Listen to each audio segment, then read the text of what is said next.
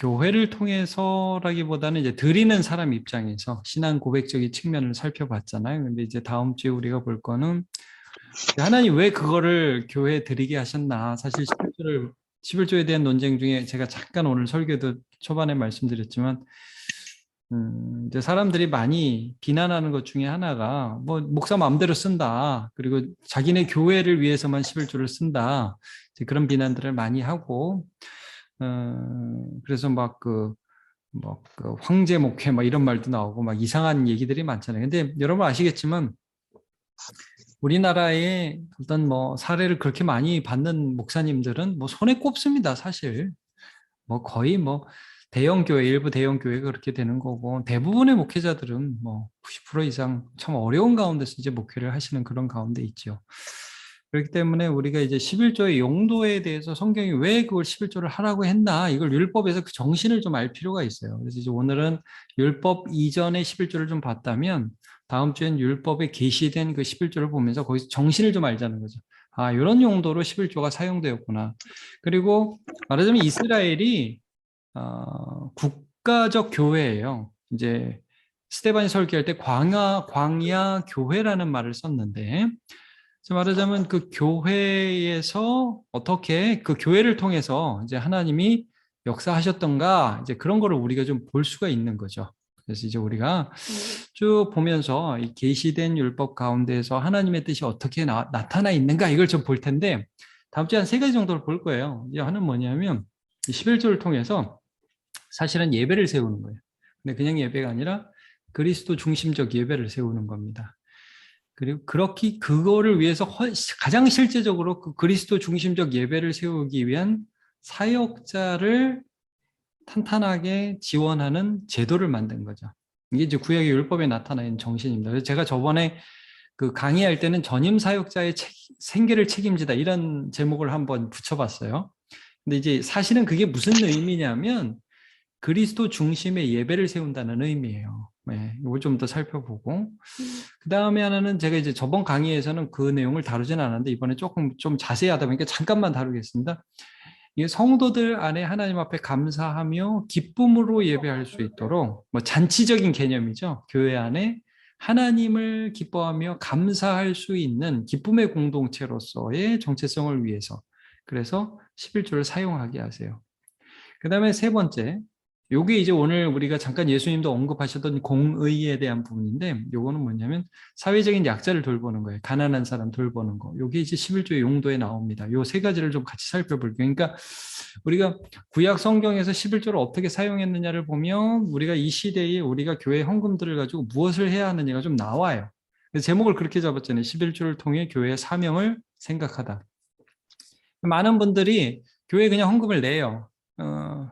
이게 내 신앙 고백이니까 중요해요. 근데 이제 우리가 좀 더 나아가서 그렇게 드린 헌금이 어떻게 사용되어야 하는가까지 계속 고민을 해 나가야 돼요. 우리 성도들은. 특별히 우리 리더들은 이런 부분에 계속 고민을 하고 우리 남문교회를 세우신 이유가 있잖아요. 이것을 통해서 하나님이 영광 받으셔야 되는데 그 영광을 위해서 우리가 계속해서 연금들이 잘 쓰여지기를 갈망하고 바라고 또 그렇게 해 나가야겠죠. 자, 그러면 이제 먼저 도입 부분에서는 그런 질문이 있죠. 11조를 하나님께 드려야 하는데 교회에 드리는 것에 대한 반감이나 의문을 가져본 적은 없습니까? 이제 이런 제목으로 먼저 질문을 좀 달아봤는데요. 여러분 어떻습니까? 좀 그런 데에 대한 반감이나 이런 것들을 들어본 적이 있으신지 모르겠어요. 근데 이제 이런 거죠. 그래서 간단하게 말하면 여러분 교회가 뭡니까? 교회가. 왜 하나님께 드려야지 교회에 드리지 이렇게 질문하는 사람이 있는데 사실은 교회를 그래서 그리스도의 몸이라고 하는 거예요. 교회는 그의 몸이니 그랬죠. 그러니까 예수 그리스도를 머리로 해서 세상 가운데 예수 그리스도께서 일하심이 교회로 나타나기 때문에 사실 이거는 의문의 여지 교회가 아니면 어디다 드려야 되는데 당연히 교회를 통해서 하나님이 일을 하시기 때문에 이제 그 교회에 드리는 게 맞죠. 근데 문제는 왜 이런 질문이 나오냐면 교회가 재정 사용을 하나님이 뜻대로 잘 못하는 예들이 너무 많으니까 그래서 이런 질문이 사실은 나왔다고 보여져요. 그래서 우리가 이제 이런 부분에 우리 구역장들도 잘 알고 계셔서 이제 질문이 나올 수 있잖아요. 우리가 어떻게 재정을 사용해야 되느냐. 네, 그리스도께서 원하시는 곳에 거기에 써야 된다. 그러면 하나님이 교회를 세우셔서 도대체 뭘 세우기를 원하느냐? 첫 번째, 그리스도 중심적인 예배예요. 자, 1번 보세요. 하나님 11조를 통해 성막 제사를 위해 헌신한 레위인과 제사장들의 생계를 책임지셨습니다. 민수기 18장 한번 보시죠. 20절부터. 민수기. 사실은 이제 11조에 대한 게 레위기에부터 나와요. 그 부분이. 그래서 여러분 우리 구역장이니까 좀 그것도 좀 볼까요? 여러분 레위기 27장을 한번 보세요. 우리 구역장이니까 제가 설교 시간에는 안 다룰 텐데 구역장이니까 잠깐 봅시다. 레위기 27장 30절. 레위기 거의 맨 끝이에요. 27장 30절을 한번 보세요. 처음부터 율법을 주셨어요. 이게 그 민족적 교회를 이루시면서 그 교회 가운데에서 그 제사장 제도를 세우시면서 제사장에 대한 말씀 쭉 나오잖아요. 제사 직분에 대한 그리고 제사를 어떻게 드려야지 레위기에 쭉 나오면서 맨 마지막에 자 27장 30절 그리고 그 땅의 10분의 1 곧 그 땅 곡이나 나무의 열매는 그 10분의 1은 여호와의 것이니 여호와의 성물이라. 쭉쭉쭉 나오죠. 32절 모든 소나 양의 11조는 목자의 지팡이 아래로 통과하는 것에 10번째 것마다 여호와의 성물이 되리라. 그 우열을 가리거나 바꾸거나 하지 말라. 바꾸면 둘 다 거룩하리니 무르지 못하리라. 이게 이제 심지어 이제 동물들도 양떼나 이런 걸 지팡이 아래로 하나, 둘, 셋, 넷 이렇게 지나가게 해서 10번째 넌 11조 이렇게 뺀단 말이에요.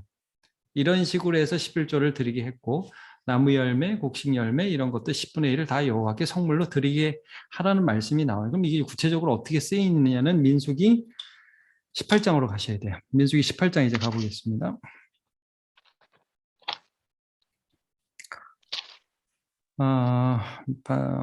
민수기 18장을 보면 사실 이 부분이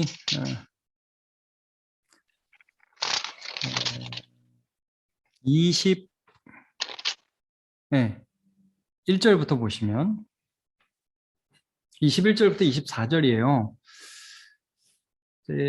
구약 성경에서 11조를 통해서 하나님이 세우시기 원하는 게 그리스도 중심의 예배라고 그랬는데 여기서 여러분 레위인이라는 단어하고 회막이라는 단어를 유의있게 보세요. 자, 내가 이스라엘 21절 내가 이스라엘의 11조를 레위 자손에게 기업으로 다 주어서 그들이 하는 일 곧 회막에서 하는 일을 감나니 그러죠. 여기서 이제 회막에서 일하는 사람이 레위인이에요. 그 회막이 뭐냐면 예수님에 대한 예표라고 그랬죠. 이게 굉장히 제가 강조하는데 회막, 성막, 성전 이렇게 이어지는 게 이게 뭐냐면 여러분 아시죠? 그 안에 속죄소가 있고 그다음 분향단 있고 떡상 있고 금 순금 등대가 있고 뭐 물두멍이 있고 번제단이 있고 성막들이 있고 이 모든 것들이 우리가 예수님을 통해서 하나님을 만날 수 있다는 것에 대한 예표고 그래서 예배를 구약에서는 성막을 중심으로 예배를 드렸어요. 이게 뭐냐면 오실 예수님에 대한 표예요. 그래서 예수님 오신다면 뭐라고 그랬냐면 이제는 장소적으로 중요한 게 아니라 영과 진리로 예수님을 의지해서 예배드리면 된다. 구약의 성막의 예표는 나였다 이거거든요. 그러니까 회막에서 구약에서 그렇게 예배를 드리게 자꾸 강조를 하고 그 일을 하는 이유는 하나님이 누구를 통해서 만나 주신다? 예수님을 통해서 만나 주신다 이거예요. 그게 예표되어 있던 거예요. 그리고 그 회막에서 그러면 예수 그리스도 중심의 예배를 구약에도 드렸는데 그러면 그 예배를 실제적으로 수종드는 사람이 누구였냐면 레위인이라고.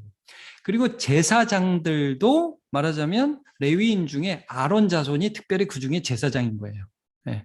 그렇게 해서 이 일을 하게 된 거죠. 자, 그래서 또 보시면 내가 이스라엘 자손의 지금 21절 봤죠? 아무나 가면 안 돼, 22절 이렇게 말씀을 하시고 23절 그러나 레위인은 회막에서 봉사하며 자기들의 죄를 담당할 것이요 이스라엘 자손 중에는 기업이 없을 것이니 기업이 없다는 게 뭐예요? 다른 일을 할 일이 없다. 그러니까 레위인들은 사업해도 안 되고 농사지어도 안 돼요. 왜냐하면 이게 너무 중요하니까 여기에 집중을 해야 돼요.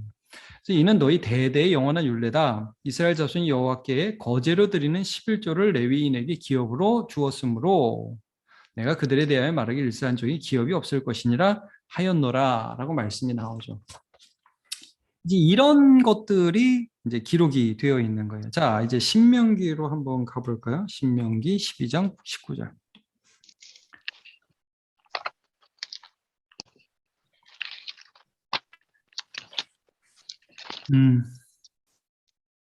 자, 쭉 이제 이 말씀을 하시면서 19절 너는 삼가 내 땅에 거주하는 동안 레위인을 저버리지 말지니라 라는 말씀이 나옵니다. 그러니까 레위인들은 다른 데 기업이 없었기 때문에 늘 이 부분에 있어서 우리가 책임을 지고 레위인들이 생활을 하되 그 사람들이 회막일에 집중해서 이게 얼마나 중요한지 모르니까 이 회막일에 집중해서 할 수 있도록 너희들이 항상 신경을 써라. 그리고 그것은 뭘로 감당했다? 11조로 감당했다는 것을 알 수가 있습니다. 이게 제가 이제 다음 주에 이게 내용이 너무 많아서 얼마나 말을 할 수 있을지 모르지만 이런 겁니다. 이게 잘 지켜졌을까요? 레위인들에게 11조를 주는 게? 어떤 것 같아요? 그게 잘 안 지켜진 게 사실 사사기에 나와요. 우리가 사사기 거기 아직 안 봤는데 나중에 보시면 여러분 사사기에 그 미가라는 사람이 사사기 끝에 나와요. 그래서 미가가 자기 집에 레위인 하나를 고용하는 장면이 나옵니다. 여러분 나중에 보세요. 미가가 자기 개인 제사장을 고용해요. 레위인, 떠돌이 레위인. 여러분 왜 레위인이 떠돌고 있었을까요? 먹을 게 없으니까요.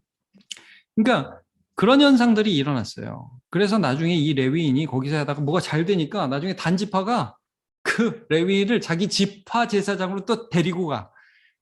그러니까 또 미가가 내 제사장을 니네가 데리고 가 그러면서 또 단지파 쫓아갔다가 단지파가 뭐 죽을래 그냥 갈래 이렇게 해서 그냥 위협받아서 그냥 오는 장면이 사사기 말미에 기록되는데 이게 뭐냐면 대표적인 예배 타락이에요. 제사장들이나 레위인들이 먹을 게 없으니까 사설로 고용되는 거예요. 말하자면 우리로 치자면 목사가 갈 데가 없으니까 어느 사장님이 야, 너 우리 집 목사해. 아침마다 기도해주고 사업 잘 되게 기도해. 뭐 이런 식이 된 거예요. 문제가 너무 많았어요. 나중에 이제 느헤미야 가면 느헤미야 한번 13장 보시겠어요? 느헤미야서 한번 13장. 이 포로 귀환기인데 느헤미야 13장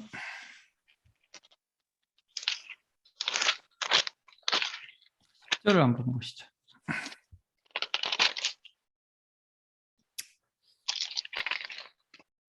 내가 또 알아본즉 레위 사람들이 느헤미야 13장 10절이요. 내가 또 알아본즉 레위 사람들이 받을 몫을 주지 아니하였으므로 그 직무를 행하는 레위 사람들과 노래하는 자들이 각각 자기 밭으로 도망하였기로. 이게 뭐예요? 먹을 걸 안 주니까 사익자들이 자기 밭으로 가서 여기 도망했다는 표현을 쓰고 있어요. 포로의 귀환에서 예배가 너무 중요한데 11조가 집행이 안 된 거예요. 그러니까 이런 현상들이 일어나서 그래서 느헤미야가 다 꾸짖었어요. 야, 어떻게 하나님의 전이 어찌 버림받았느냐고. 레위 사람 불러마 다시 제자리에 세우고 12절에 어떻게 조치를 했냐? 이에 온 유다가 곡식과 세포도주의 기름의 11조를 가져다가 곡간에 들임으로 이렇게 분반한 일을 했다. 11조를 회복했어요. 이런 일들이 성경 시대에 계속 나오는 거죠. 그러니까 11조를 하나님이 지정하신 이유 중에 아주 중요한 이유는 예배를 세우고 예배를 위해서 헌신하는, 그러니까 다른 일들을 하지 않은 전임의 그런 사역자들이 여기에 집중하게 하는 그런 일들이 있어요. 그래서 여러분 지금도 교회 청빙서 같은 데를 보면 목사님이 다른 일에 신경 쓰지 않고 목회에 집중할 수 있도록 교회가 얼마를 드립니다. 그런 내용들이 있어요. 청빙서 자체에. 이제 이런 것들을 우리가 인정하는 거죠. 예수님도 이 부분에 대해서 인정을 하셨다 이거예요. 어떤 부분을 우리가 좀 볼 수 있냐면 누가복음 10장 7절을 한번 보세요. 누가복음 10장 거기 보면 이제 70인 전도하는 장면인데 전도할 때 그 원칙이 있어요. 전도할 때 10장 7절. 그 집에 유하며 주는 것을 먹고 마시라. 일꾼이 그 삭슬 받는 것이 마땅하니라. 이 집에서 저 집으로 옮기지 말라. 이런 구절이 있어요.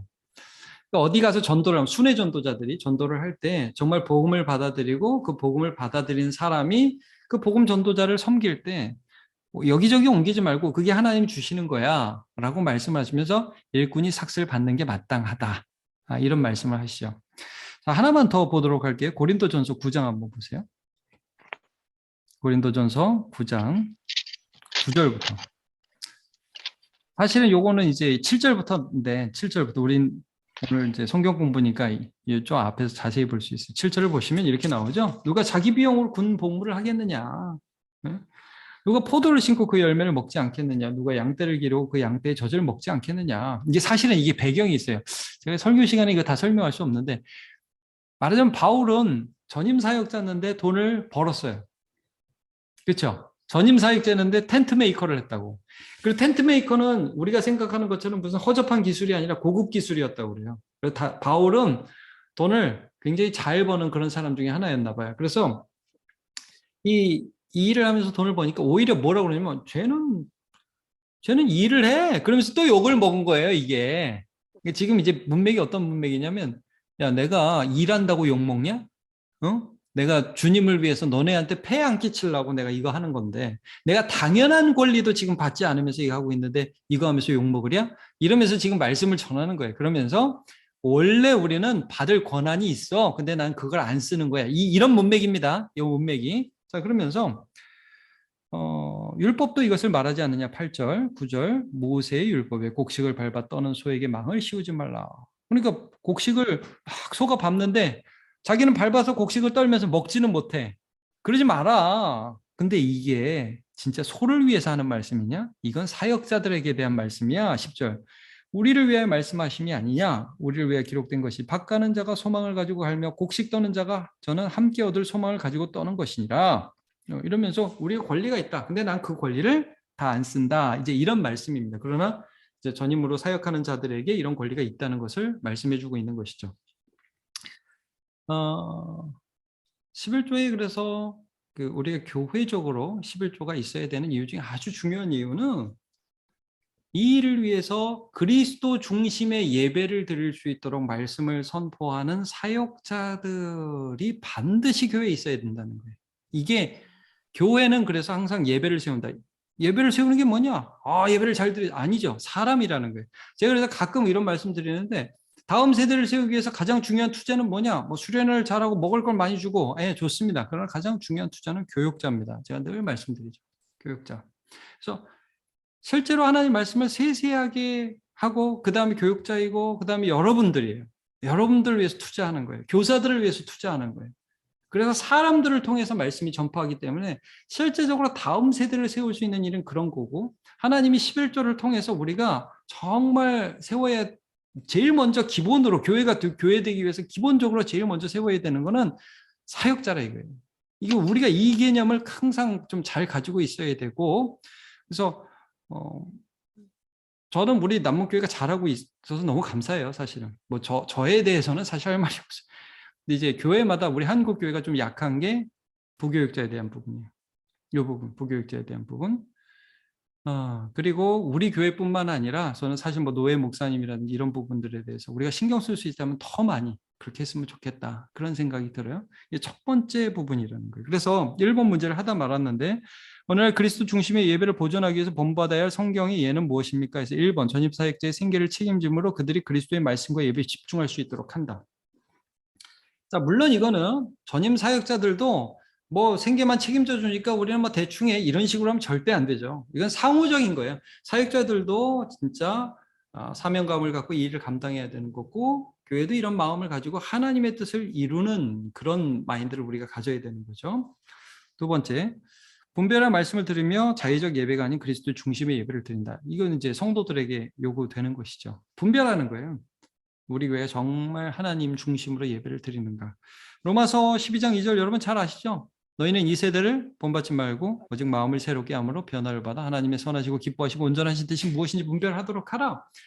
그러니까 여러분 생각하시잖아요. 지금 늘 말씀드리면서 생각하시죠? 우리 목사님이 정말 하나님의 말씀대로 전하는가. 데살로니가 교인들이 그랬잖아요. 맞아. 베레아 사람들이 데살로니가 사람보다 더 신사적이어서 말씀이 그런가 날마다 상고했다. 깊이 생각했다. 여러분 분별하시고 그리스도 중심으로 말씀을 나누고 여러분 교회의 참된 표지 세 가지 생각나십니까? 참된 교회의 세 가지 표지 첫 번째 신실하게 하나님 말씀을 선포하는 거예요.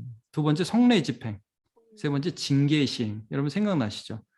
이 교회의 참된 교회라는 말이에요. 그러려면 반드시 말씀에 헌신된 목사가 필요하단 말이죠.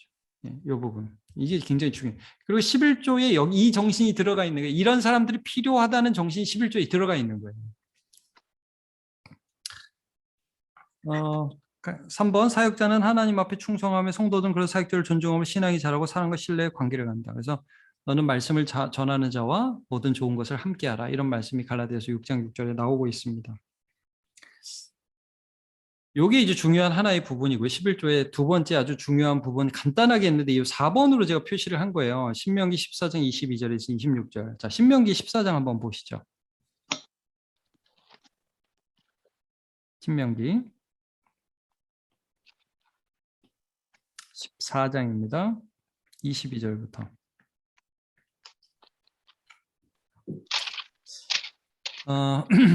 같이 보도록 할게요.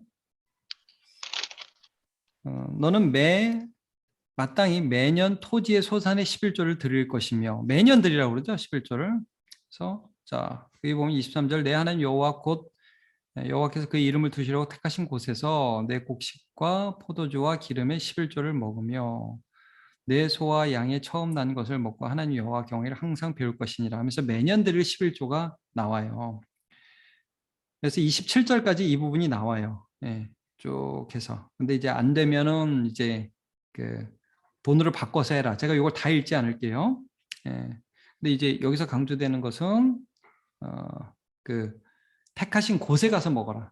왜냐하면 하나님 앞에서 우리가 기뻐하는 걸 가르치는 거예요. 여기 보시면 23절에 나오죠. 그의 이름을 두시려고 택하신 곳에서. 그러니까 집에서 먹어도 돼요. 근데 이런 거죠. 집에서 가족하고 먹을 때하고 우리가 교회에서 함께 주님을 찬양하면서 먹는 거 무슨 차이가 있어요? 쭉 보시면 그렇게 먹어서 내 하나님 여호와 경외하기를 항상 배울 것이며 그러죠. 이게 중요한 거예요. 그러니까 교회는 하나님을 기억하며 주의 이름으로 모인 공동체고 주의 이름으로 모인 공동체 가운데 기쁨이 있어야 되는 거예요. 감사가 있어야 돼요. 하나님을 기억하는 이게 그냥 세상 회식하고 달라요. 우리가 주의 이름으로 모이는 게 굉장히 다르요. 주의 이름으로 모여서 기뻐하는 게 필요해. 11조가요. 성도들이 함께 하나님 앞에서 기뻐하고 회식하는 데 쓰였어요. 이게 신약적으로 어떻게 이어지겠어요? 성찬이에요. 성만찬. 원래 여러분 성만찬이 식사였어요. 그냥 요즘에 우리 간단하게 띄어 먹지만 원래 이게 식사였다고. 그래서 함께 하나님 예수님 무엇을 하셨는지를 기뻐하고 그 안에서 기뻐하는 공동체, 기쁨의 공동체, 밥 먹는 공동체, 식탁 공동체라는 이런 말을 하죠. 그래서 요즘 우리 코로나 때문에 못 먹어서 너무 손해가 많은데 이게 정말 교회는 밥 먹는 공동체예요. 근데 주 앞에서 그냥 먹는 게 아니라 이게 좀 더 가면 하여튼 그래요. 그래서 이 돈으로 바꾸어서까지 하고 26절 보시면 내 마음에 원하는 모든 것을 그 돈으로 사되 소나 양이나 포도주나 독주 등 내 마음에 원하는 모든 것을 구하고 거기 내 하나님 앞에서 내 권속과 너와 함께 먹고 즐거워할 것이며 11조를 갖고 먹으래요. 야, 11조 갖고 돈 바꿔가지고 하여튼 먹어. 좋아해, 기뻐해. 하나님이 얼마나 좋으신 분인지 함께 기억해. 이게 11조 용도였어요. 성도들이 함께 하나님을 누리는데 이게 사용되는 거예요. 참 의미가 있죠. 우리가 누군지를 교회가 누군지를 여기서 기억하는 교회는요. 기쁨의 공동체예요. 하나님을 기뻐하는 공동체. 그러니까 우리가 개인적으로 의식하면 먹고 마시자 하나님의 이름을 모이면 야 이거 하나님 주신 거야 하는 거 함께 기억할 수 있잖아요. 서로 간증도 하고 찬양하고 이게 교회라는 거죠. 이게 11조에 이런 의미가 있어요. 자, 두 번째 보겠습니다. 하나님께서는 3년에 한 번 11조를 통해 기업이 없는 레위인, 객과 과부를 돌보게 하셨습니다. 신명기 14장 28절 29절. 이제 이게 제3의 11조라고 하는데 지금 좀 전에 본 게 제2의 11조라고 그래요. 이거 제3의 11조라고 하는데 11조가 이렇게 세 가지 종류로 나와요. 레위인을 돌보는 거, 그 다음에 먹고 마시고 즐거워하는 거, 그 다음에 사회적 약자를 돌보는 거. 볼게요. 28절 매 3년 끝. 그러니까 매년 11조를 드리는데 3년에 한 번은 소산물의 10분의 1을 다 내어 성읍에 저축해서 뭐라고 하냐면 너희 중에 분기시험이나 기업이 없는 레위인 또 나오죠? 레위인, 그 다음에 내 성중에 거류하는 객, 고아, 과부들이 와서 먹고 배부르게 하라. 너가 하나님 믿는 사람인데 하나님 아는 사람인데 니네가 하나님을 믿으면서 그 옆에서 너무너무 괴롭고 힘든 사람들이 하나님 때문에 풍부해지고 정말 행복해지는 순간을 만들어라 이거예요. 그게 교회예요.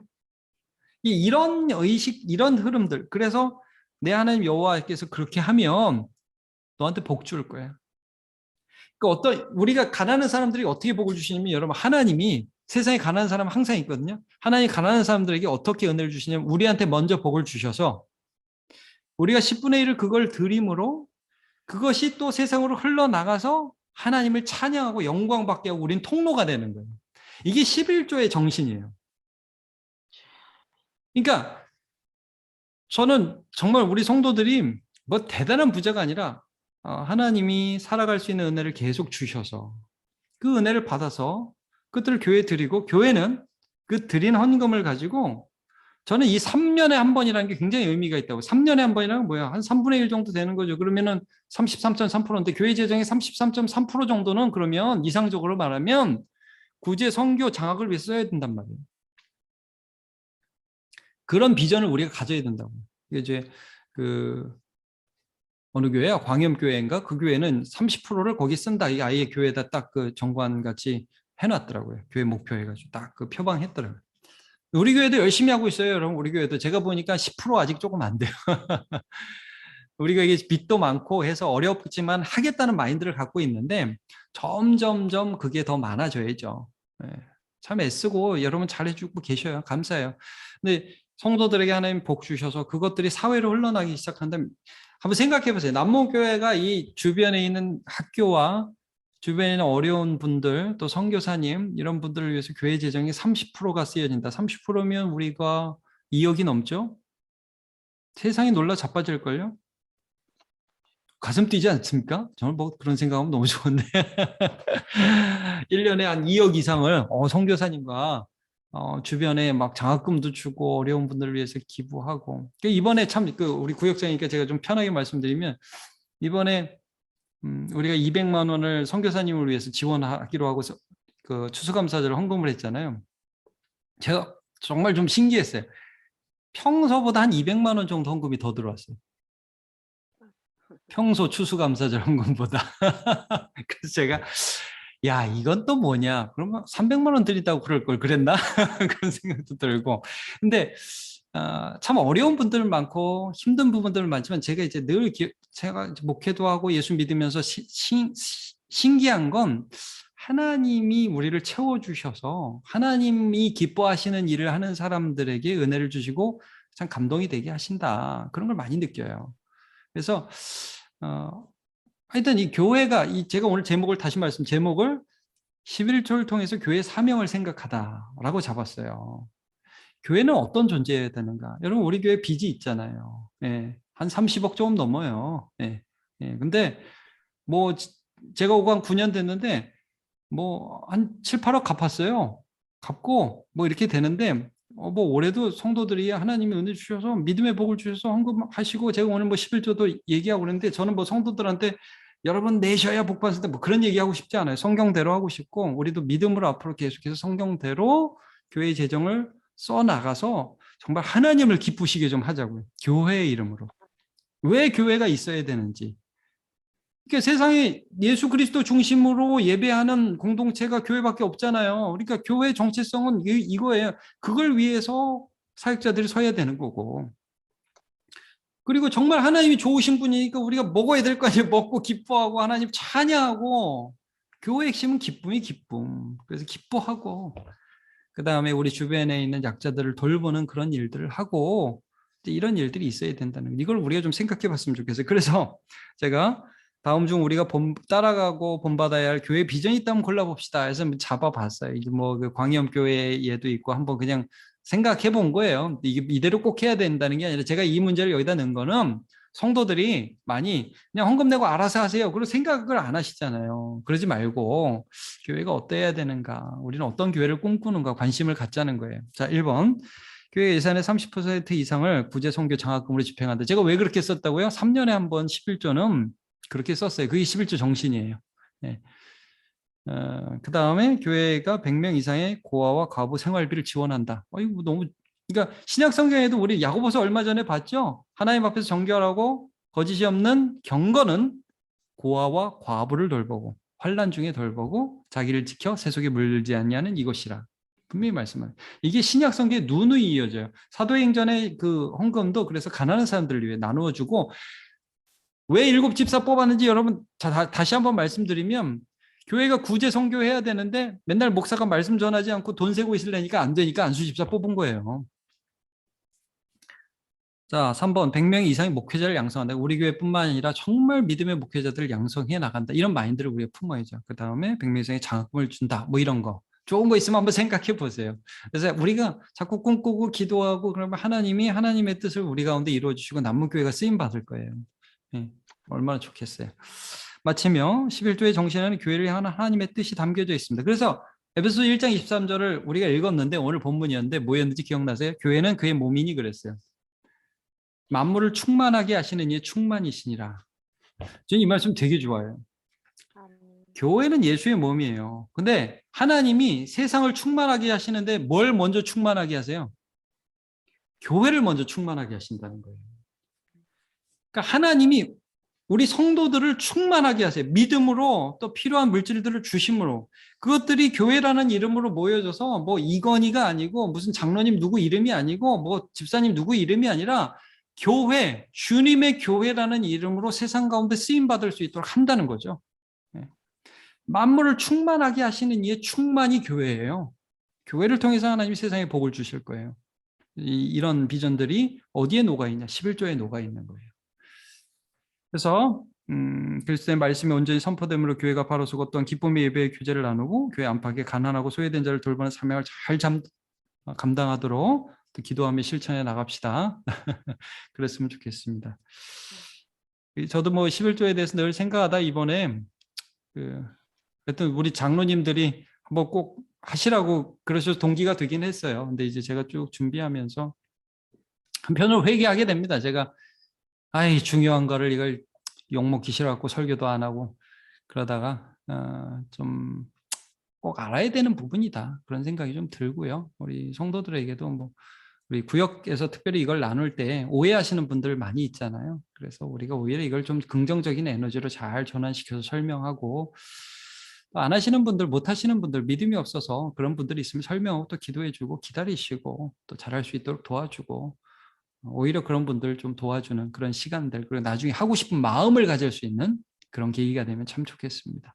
그리고 자녀들도 마찬가지고 우리 자녀들이 정말 이제 11조 생활을 어려서부터 잘할 수 있도록 좀 가르치는 좋은 시간이 됐으면 좋겠습니다.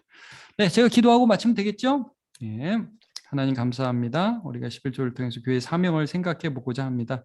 한 주간 우리 구역장들 묵상하면서 하나님 우리 교회를 세우신 목적들을 11조의 정신 안에서 다시 한번 발견하고 그리스도의 중심의 예배를 드리며 함께 기뻐하고 또 이웃의 소외된 자들을 돌보는 사명을 잘 감당할 수 있도록 은혜 내려 주옵소서.